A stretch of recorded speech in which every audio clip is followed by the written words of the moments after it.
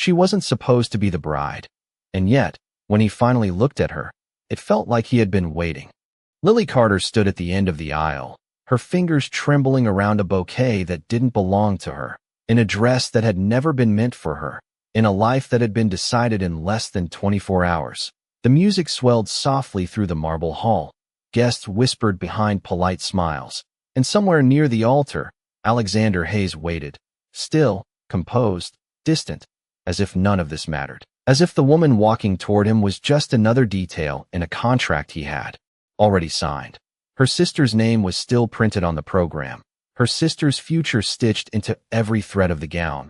But her sister was gone, vanished with a single note and no explanation, leaving Lily to stand here in her place because the families couldn't afford the scandal, because the deal couldn't fall apart, because someone had to say "I do."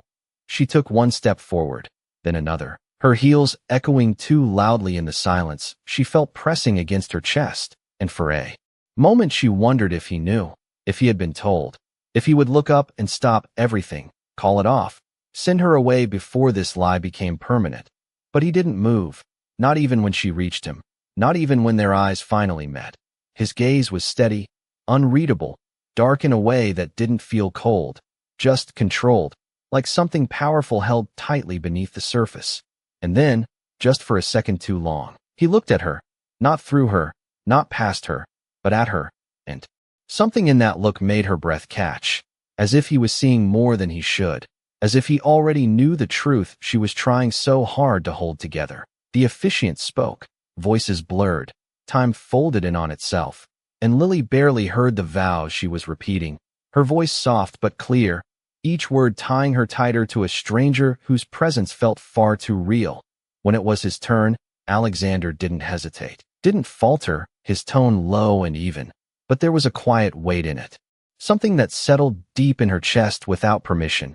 He didn't smile, didn't reach for her hand longer than necessary, didn't offer comfort or warmth. And yet when the ring slid onto her finger, his touch lingered just enough to leave a trace of heat she couldn't ignore.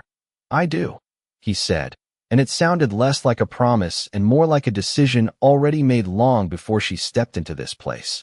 The ceremony ended in polite applause. Cameras flashed, and Lily felt the world shift around her, her old life slipping quietly out of reach, while this new one closed in, unfamiliar and vast. As they turned to walk back down the aisle together, his hand rested lightly at the small of her back, guiding but not claiming, steady but distant, and she realized then that this marriage wasn't going to be loud or chaotic or cruel. It was going to be something else entirely, something quieter, something harder to understand. When they reached the doors, just before stepping into the bright afternoon light, he leaned slightly closer, his voice low enough that no one else could hear, and said, "You're not her." Not as a question, not as an accusation, but as a simple truth. Lily's heart stuttered, her grip tightening around the bouquet as the world seemed to pause for one fragile second, and she whispered back, barely steady, "No," expecting anger, rejection, anything that would end this before it truly began.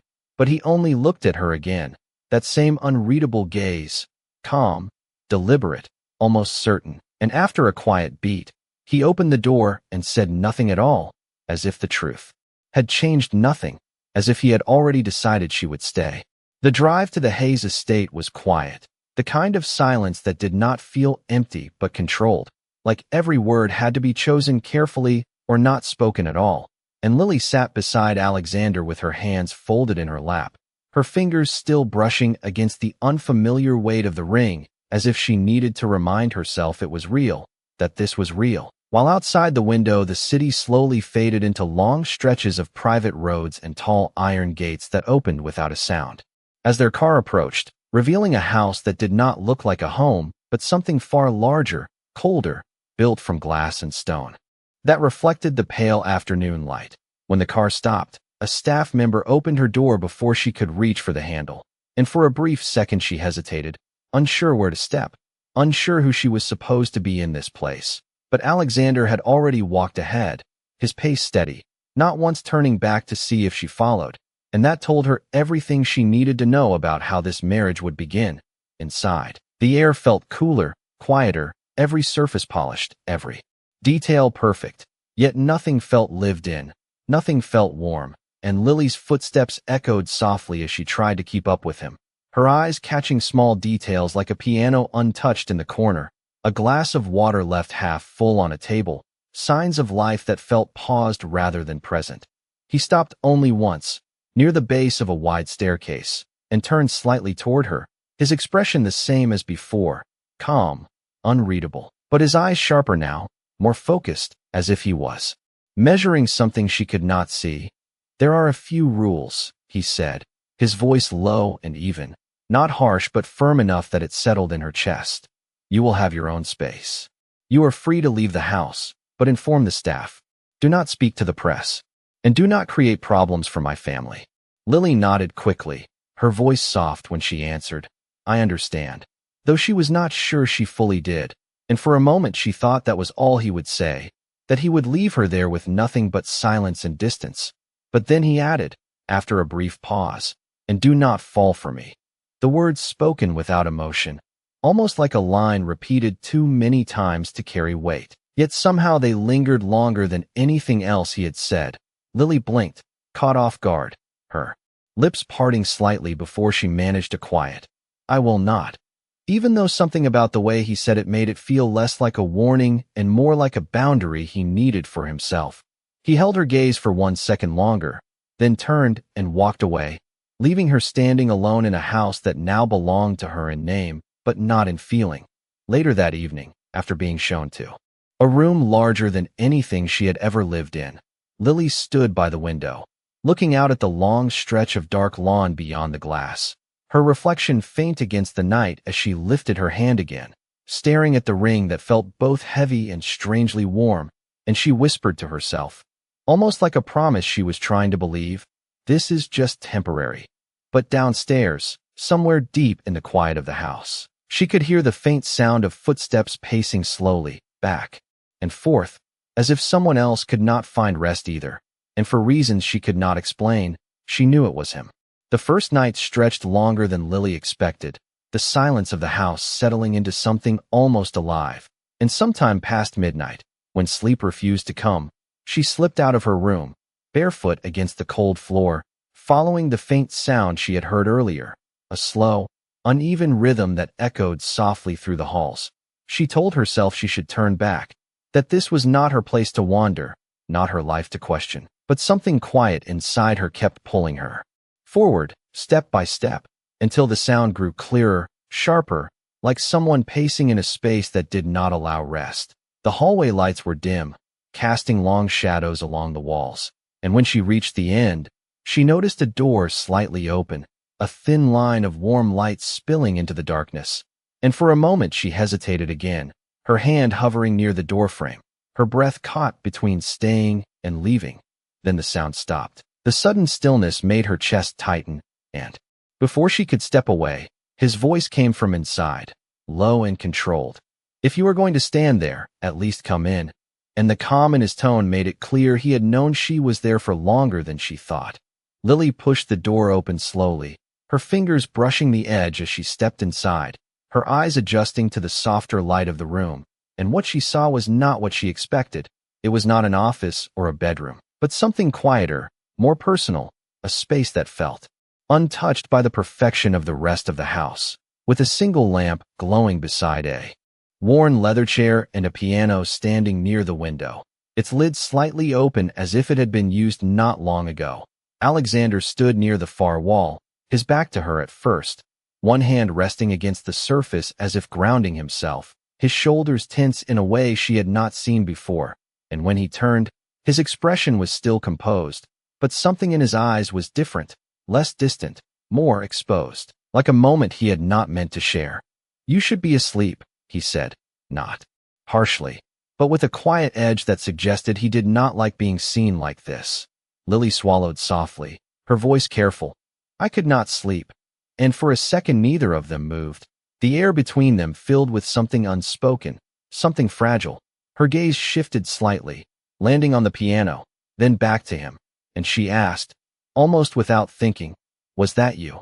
And he followed her eyes, his jaw tightening just enough to notice, before he looked away, the answer clear even.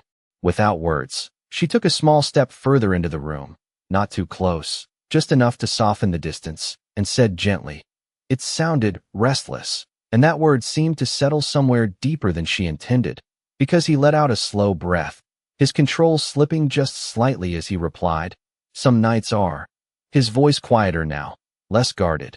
Lily nodded, not pushing, not asking more, just standing there in the same silence that no longer felt empty but shared, and after a moment, she moved toward the piano, her fingers brushing lightly over the edge without pressing any keys, as if respecting the space, as if understanding it mattered. "It is beautiful," she said softly, and for the first time since she had met him, Alexander did not respond immediately, his gaze lingering on her instead, watching not what she said, but how she said it, the way she moved, the way she did not demand anything from him. Something in his posture shifted, subtle but real, like a tension, loosening just enough to breathe. And when he finally spoke, his voice was quieter than before, almost a whisper against the stillness. "You should not be here." But it did not sound like a command, not anymore. Just a truth he was trying to hold on to. Lily looked back at him, her expression calm, her voice soft but steady. "Then why did you not send me away?" And the question hung between them, simple, honest, impossible to ignore.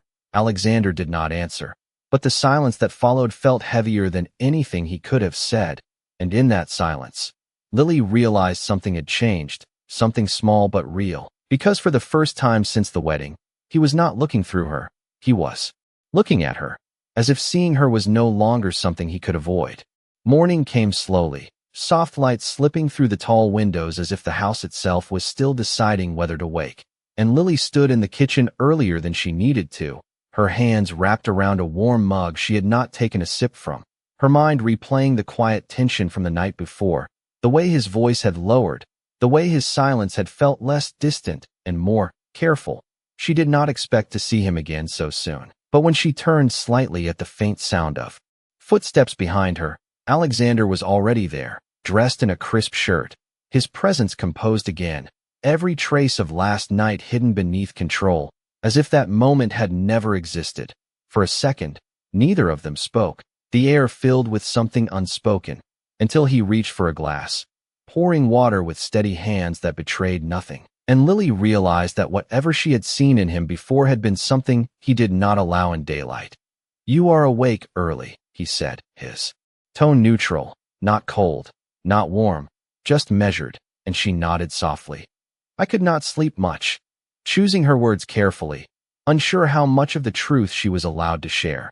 He gave a slight nod, as if acknowledging but not inviting more, and for a moment she thought the conversation would end there, fade into the same quiet distance as before, but then she noticed the faint tension in his fingers as he set the glass down, just slightly harder than needed, and something in her moved. Before she could stop it, "You did not sleep either," she said gently, not as a question, and his gaze shifted to her, sharper this time. Not defensive but alert, as if measuring why she would say that. "I manage," he replied, but the words felt practiced, too smooth to be entirely true, and Lily hesitated, then stepped closer to the counter, not invading his space, just closing the distance enough to make her presence known. "Managing is not the same as resting," she said softly, her voice calm, not pushing, not judging, just stating something simple. And for a brief second, something in his expression flickered, gone almost as quickly as it appeared, but enough for her to know she had touched something real. He did not respond immediately, his eyes holding hers in a way that felt heavier than before, like he was deciding whether to shut the door again or leave it slightly open, and instead of answering, he turned slightly, reaching for a file on the counter as if returning to something more familiar, more controlled. "You will have a schedule sent to you," he said, shifting the topic, but not completely escaping it. "Events, appearances, expectations." And Lily nodded, understanding what he meant without needing more explanation, that this life came with rules beyond the ones he had already given her. She glanced down at her hand again, the ring catching the morning light, then back at him, and said quietly, "I will do what is expected." And this time, when he looked at her, there was something different in his gaze, something quieter, less distant, as if he was beginning to see not just the situation, but The person standing in front of him. "That is not what I asked," he said, his voice lower now, and she blinked slightly, confused. "Then what did you ask?" And for a moment, he did not answer, his attention fixed on her in a way that made the room feel smaller, more focused, until he finally said, almost under his breath, "I asked you not to create problems." And the way he said it did not feel like a warning anymore, but something closer to a boundary he was trying to protect. Lily held his gaze steady and replied softly, "Then I will not." And the simplicity of her answer seemed to settle something between them, not resolve it, but shift it, just enough to change the air. He nodded once. A small movement, but not dismissive this time. And as he turned to leave, he paused for the briefest moment, his voice quieter than before, almost reluctant. "If you cannot sleep, do not wander alone." And though the words sounded like a rule, there was something else beneath them, something closer to concern than control, and Lily stood there long after he left, the warmth of her untouched drink fading in her hands, realizing that the distance between them had not disappeared, but it had changed shape, becoming something she could feel, something she could slowly, carefully step into. The days that followed settled into a quiet rhythm that felt almost fragile, as if one wrong move could break it. And Lily found herself learning the shape of the house, the soft sounds of morning, the stillness of late evenings, and most of all, the presence of Alexander, who was always there and yet always just out of reach. He did not avoid her, but he did not seek her either, their paths crossing in small, controlled moments. A glance across the dining table, a brief exchange in the hallway, a quiet acknowledgement that felt more significant than any long conversation. But it was the nights that shifted everything. The same quiet hours when the house seemed to breathe differently, when the distance between them softened just enough to notice.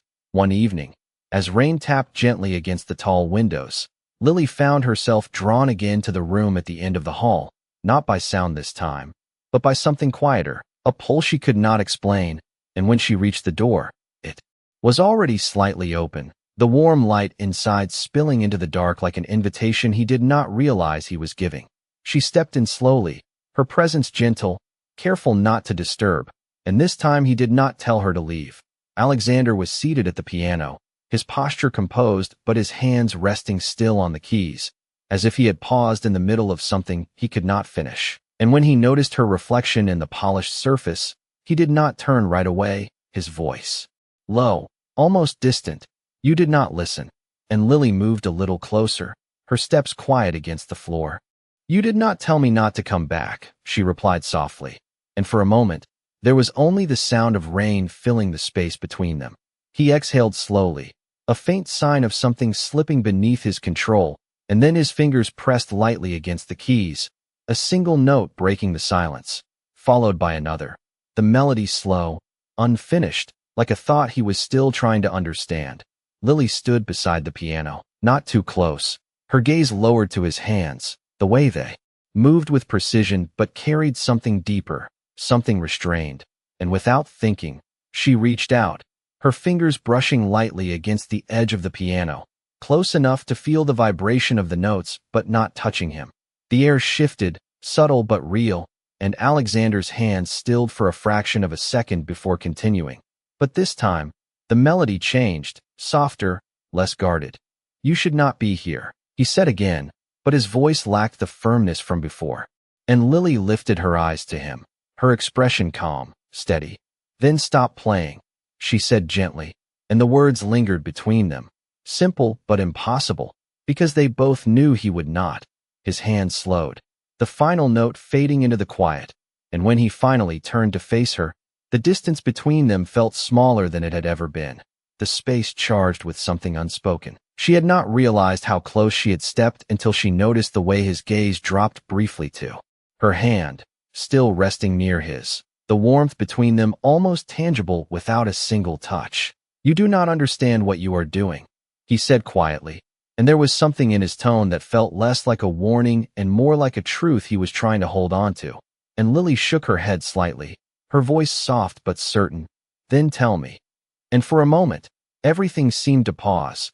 The rain, the air, the distance, as if the world was waiting for his answer. His jaw tightened just Enough to notice, his control slipping for the briefest second as his hand moved, not away, but closer, his fingers brushing lightly against hers in a touch so brief it could have been imagined, yet it sent a quiet warmth through her that she could not ignore. And then, just as quickly, he pulled back, standing abruptly, the space between them returning like a wall being rebuilt. "This is a mistake," he said, his voice steady again but lower, heavier, and Lily felt the shift immediately, the distance snapping back into place. But something had already changed, something neither of them could take back, because for that one moment, he had not stepped away in time, and now they both knew what it felt like when he did not. The distance returned the next morning as if the night before had been carefully erased, and Lily felt it the moment she saw him again. The way Alexander stood at the far end of the dining table, composed, precise, his attention fixed on the documents in front of him rather than on her, as if the quiet moment by the piano had never happened. He spoke only when necessary, his tone measured, controlled, every word placed exactly where it belonged, and Lily understood without being told that whatever had slipped between them had been pulled back behind walls she could not yet see through. Still, something had changed inside her, something that made the silence feel heavier, not empty anymore, but full of questions she could not ignore. Later that afternoon, as she followed the schedule that had been sent to her, moving through meetings and brief introductions with people who spoke to her with polite smiles and careful distance, she began to notice how often his name was mentioned, how every decision, every space, every person seemed to orbit around him. And yet the man she had seen in those quiet moments did not match the one everyone else described. It left her unsettled, caught between two versions of someone she was only beginning to understand. It was not until the evening, when she found herself alone in the study assigned to her, that she stumbled upon something she had not been meant to see. A file left slightly open on the desk, its contents not hidden but not offered either, and she hesitated before stepping closer, her fingers hovering just above the page before she finally allowed herself to look. Her breath caught almost immediately when she recognized her own name, not just written, but documented, detailed, as if someone had taken the time to learn everything about her long before she ever stepped into this house. There were notes, observations, things no stranger should know, and beneath it all, one line that made her heart still completely. Confirmed. Not the sister. Proceed as planned. Lily felt the room tilt slightly around her, the quiet realization settling in piece by piece, not sudden, but steady, undeniable. He had known, from the very beginning, from the moment she walked down that aisle, from the moment he looked at her and said nothing. This had never been a mistake to him. It had been a decision. The sound of the door opening behind her was soft, but it was enough to make her turn, the file still open in her hands as Alexander stepped into the room, his presence filling the space instantly, his gaze sharp as it moved from her face to the paper she held. For a moment, neither of them spoke, the silence stretching between them, heavy with something that could no longer be avoided. "You knew," Lily said finally, her voice quieter than she expected, not accusing, just certain, and his expression did not change, not even slightly, as he closed the door behind him with a calm, deliberate motion. "Yes," he answered, without hesitation, without apology, and that single word carried more weight than anything else he could have said. Lily swallowed, her fingers tightening slightly around the edge of the file. "Then why?" she began. But the question felt too large, too complicated to finish in one breath, and he watched her carefully, as if he already understood what she was trying to ask. "Why did I go through with it?" he said for her, his voice low, steady. And she nodded, unable to look away now. There was a pause, not long, but enough to make her feel it, enough to make the answer matter. And when he finally spoke, it was quieter than before, less controlled, as if the truth required less distance. "Because it was never about your sister," he said, his gaze holding hers in a way that felt different now, more direct, more honest than anything he had allowed before. Lily's breath caught slightly, the meaning settling slowly, carefully, and before she could respond, before she could ask anything more, he added, almost as if he needed her to understand one thing clearly. "And I do not make decisions I do not intend to keep." And in that moment, the foundation of everything she thought this marriage was shifted completely. because she was no longer standing in someone else's place. She was standing exactly where he had decided she would be. The truth did not settle easily. It stayed with Lily in every quiet moment. In every glance he gave her that now carried a meaning she could not unsee. And for the first time since the wedding, she no longer felt like someone passing through his world, but someone who had been placed there with intention. And that realization should have brought comfort, but instead it left her unsteady, because if he had chosen this, then what exactly had he chosen her for? The question followed her through the next few days, through the quiet dinners, through the carefully planned appearances where she stood beside him under bright lights and polite conversations, feeling the weight of eyes that saw her as something temporary, something misplaced. And yet every time she felt that doubt rise, Alexander's presence beside her remained unchanged, steady, unshaken, as if nothing around them could alter what he had already decided. It was during one of those evenings, a formal gathering filled with low voices and controlled smiles, that everything shifted again. Lily stood near the edge of the room, her fingers lightly wrapped around a glass she had barely touched, listening more than speaking, when she heard a voice she had not expected, familiar and sharp in a way that cut through the quiet elegance of the space. "I did not think you would actually go through with it," the woman said, her tone calm but edged with something deeper. And Lily turned slowly, her breath catching the moment she saw her sister standing there, exactly as she remembered and yet entirely out of place in this world she had stepped into. For a second, time seemed to pause, the distance between them filled with everything that had not been said, everything that had been left behind, and Lily felt the ground beneath her shift as reality caught up with her in the most direct way possible. Her sister's gaze moved over her, from the dress to the ring, to the quiet way she held herself, and there was something unreadable in that look, something between curiosity and disbelief. "You look comfortable," she added, softer now, but no less pointed, and Lily did not know how to respond, because comfort was not the word she would have chosen, not when everything about this life still felt unfamiliar, uncertain. Before she could say anything, another presence stepped into the space between them, calm, controlled, unmistakable. Alexander's hand came to rest lightly at the small of her back, not possessive, but steady, grounding, and Lily felt the shift immediately, the quiet strength of it, the way it centered her without drawing attention.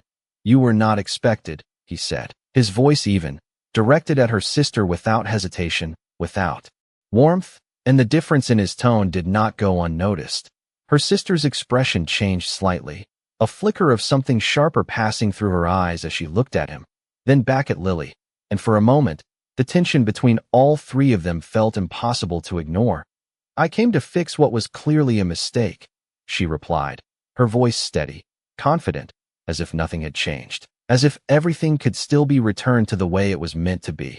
Lily felt her breath tighten, the old feeling creeping back in, the one that told her she did not belong here, that this had never been hers to begin with, and instinctively, she took a small step back, the movement subtle but enough to break the contact between her and Alexander.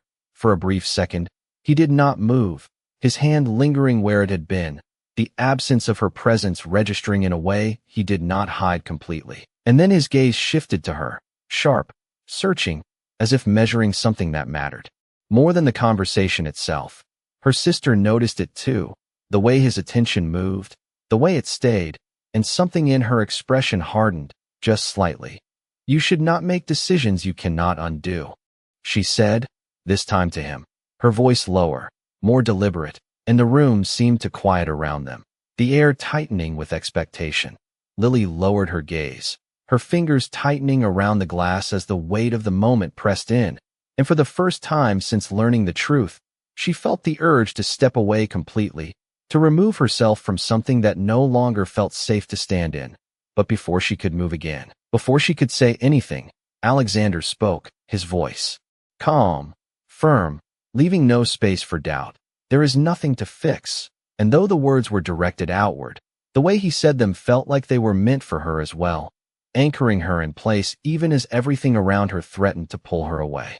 The room did not return to normal after his words. It held onto the tension like something fragile stretched too far, and Lily could feel every pair of eyes lingering just long enough to sense that something had shifted, even if they did not understand what. Her sister let out a quiet breath, not surprised, but not accepting either, her gaze steady as she took a small step forward, as if testing whether the space between them could still be crossed. "You are making this more complicated than it needs to be," she said, her voice softer now, controlled, persuasive in a way that felt practiced, and for a brief second, Lily felt the old pull again, the familiarity of being the one who stepped aside, the one who adjusted, the one who made things easier for everyone else. Her fingers tightened slightly around the glass, the cool surface grounding her as the weight of that habit pressed in, but before she could speak, before she could slip back into that role without thinking, Alexander moved. It was not abrupt, not forceful, just deliberate, his hand returning to her back, firmer this time, not guiding but holding her in place, anchoring her where she stood. The gesture was small, almost unnoticeable to anyone else, but to Lily, it changed everything, because this time, he did not let the distance form again. "It is not complicated," he said calmly, his gaze fixed on her sister, steady and unwavering. "It is already decided." And the certainty in his voice left no space for interpretation, no room for negotiation. Her sister's expression shifted, the calm surface cracking just slightly as she searched his face for something that was not there, hesitation, doubt, anything she could use to pull control back. But there was none. "You cannot seriously mean to keep this," she said, her voice quieter now, edged with disbelief. Her eyes flickering briefly to Lily as if seeing her clearly for the first time, not as a placeholder, but as someone who had taken a place that was never meant to be hers. Lily felt that look settle on her, felt the weight of it, the silent question behind it, and for a moment, her instinct was still to step back, to make space, to undo what had never truly been hers to begin with. But the hand at her back did not move, did not loosen, and slowly, almost without realizing it, she stopped herself from retreating. Alexander's voice came again, quieter this time, but stronger because of it. "I do not keep things I do not want." And the words were simple, but the meaning beneath them was not, because he was no longer speaking about a situation, or a contract, or an obligation. He was speaking about a choice. The room seemed to still around them, the quiet stretching just long enough for the truth to settle fully. And then, with a calm that felt almost effortless, he added, "And I do not replace what I have chosen." And this time, when he shifted his gaze, it was not to her sister, it was to Lily. The moment was brief, but it held something deeper than anything he had said before, something that reached past the tension, past the expectations, straight to her. And for the first time since all of this began, she did not feel like she was standing in someone else's place. She felt seen. Her sister exhaled slowly, the fight leaving her posture not in defeat, but in realization, as if she understood now that whatever control she thought she still had was already gone. "This will not end the way you think," she said quietly, but there was no longer certainty in her voice, just distance. And with that, she stepped back, the space between them widening in a way that felt final. Lily watched her go, the familiar pull fading with each step, replaced by something steadier, something quieter but stronger. And when the room slowly returned to its soft hum of conversation, she became aware of the hand still resting at her back, the quiet warmth of it, the way it had not left. She turned slightly, just enough to meet his gaze again, her voice soft, almost uncertain. "You did not have to do that." And for a moment, he said nothing, his eyes holding hers with a clarity that felt different from before, less guarded, more certain. And when he finally spoke, it was low, steady, and impossible to misunderstand. "Yes, I did." And in that simple answer, everything between them shifted from something unspoken to something real, something chosen, something that could no longer be undone. The house felt different after that night, not louder, not warmer in any obvious way, but steadier, as if something that had been uncertain was now quietly anchored. And Lily noticed it in the smallest details, the way the staff no longer hesitated when addressing her, the way invitations arrived with her name written clearly beside his, the way Alexander no longer stood at a distance when they entered a room together. Nothing dramatic had changed, and yet everything had. The next morning came, with soft sunlight spilling across the floor, and for the first time since she arrived, Lily did not wake with that same sense of displacement, that quiet question of whether she truly belonged here.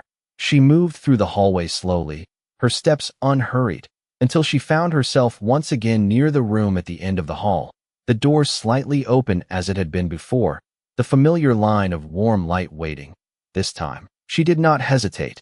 Inside, Alexander stood by the window, the early light outlining his figure. His posture relaxed in a way she had not seen in the daylight before, as if the weight he carried had eased, even if only slightly. He turned when he heard her, his gaze finding hers immediately, not searching, not guarded, just present.